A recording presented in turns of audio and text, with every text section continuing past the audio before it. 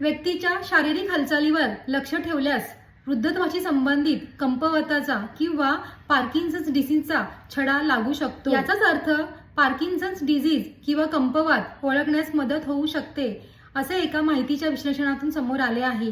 जर्मनीतील किल विद्यापीठ रुग्णालय आणि ऑस्ट्रेलियातील मर्डोक विद्यापीठातील संशोधकांनी 50 वर्षांहून अधिक लोकांचा म्हणजे किमान 1051 लोकांचा मागोवा घेतला आणि हा निष्कर्ष काढला आहे। त्यासाठी त्यांनी सहभागींच्या पाठीच्या कण्याच्या खालच्या बाजूला एक सेन्सर लावला आणि 20 मीटरच्या मार्गिकेवरून चालताना त्यांच्या शरीराची हालचाल त्यांनी त्याचं मोजमाप केलं। त्यातून विविध अवयवांचे होणारे कोन, कालावधी आणि वेग याची माहिती जमा केली। ॲनल्स ऑफ न्यूरोलॉजी या जर्नलमध्ये प्रकाशित झालेल्या निष्कर्षावरून सरासरी 5 वर्षांनंतर पाठपुराव्यानंतर किमान 23 जणांना कंपवादाचे निदान होण्यापूर्वी 9 वर्ष आधीच त्यांच्या हालचालीचा वेग हा कमी झालेला त्यांना दिसून आला। आणि सगळ्यात महत्त्वाचं म्हणजे हे संशोधन कंपवाताचा धोका ओळखण्यासाठी खूप मदत करू शकते आणि यामुळेच रुग्णाच्या तातडीने चाचण्या करणे योग्य होतील आणि त्याचा छडा लावला जाईल।